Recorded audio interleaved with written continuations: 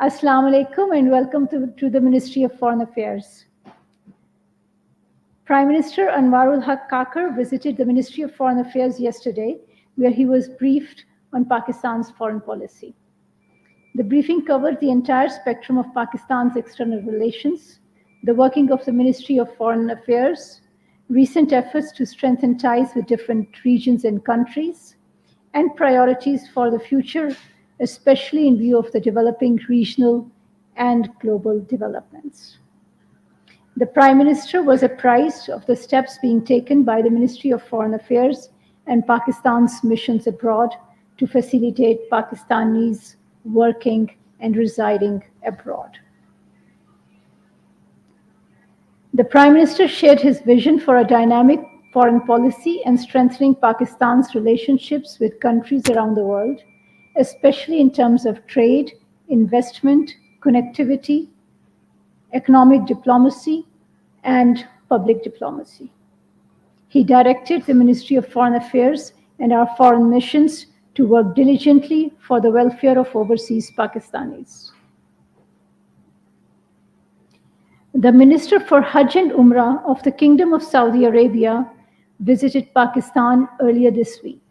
He was leading a high-level delegation that included members from Saudi Ministries of Foreign Affairs, Interior, Communication, Tourism, and the Civil Aviation Authority.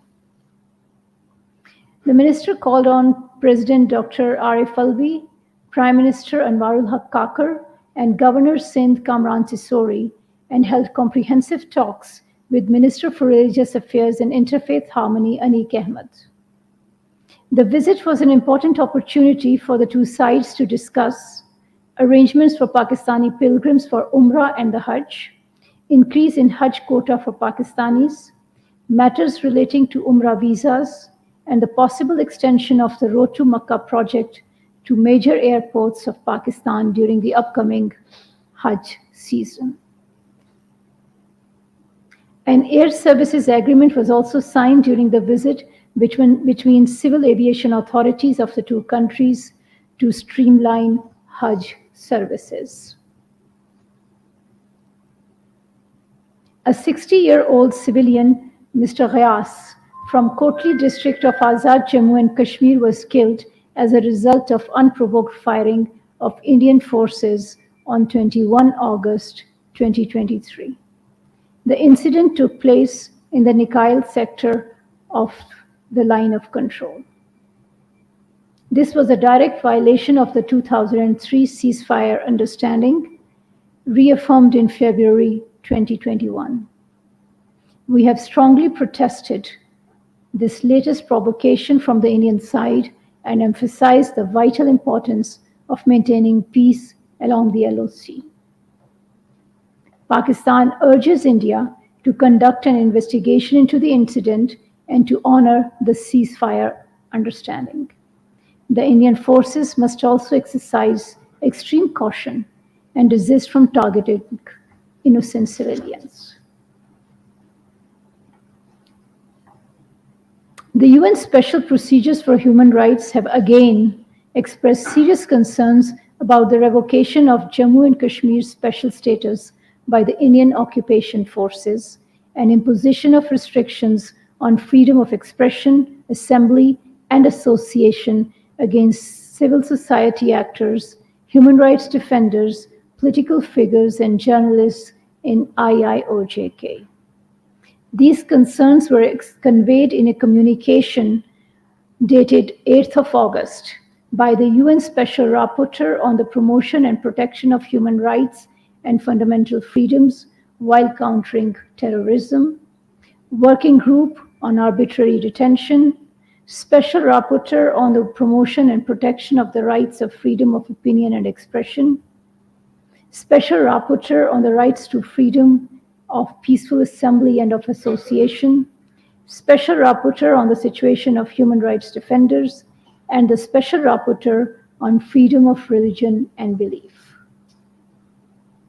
The special procedures have also highlighted that the framework of India's counter-terrorism laws is ripe for human rights abuse and potential violations of India's obligations under international human rights law, particularly the obligation to respect, protect, and fulfill the rights to equality and non-discrimination, the rights to freedom of expression and freedom of association, and the right to liberty and security of person. The UN special procedures have already issued multiple communications on individual allegations of human rights violations in IIOJK, including arbitrary detention, extrajudicial killings, enforced disappearances, torture, ill treatment, intimidation, and reprisals.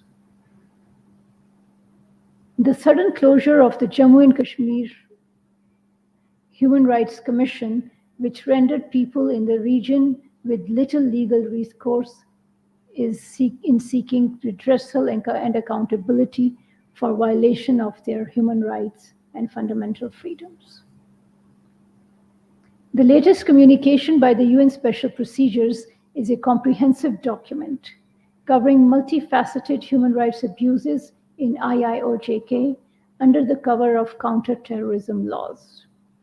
It indicts India on its human rights record and the grave situation in IIOJK. We urge India to bring an end to its repression of the Kashmiri people so that they are able to exercise their right to self-determination in accordance with the UN Security Council resolutions. I thank you.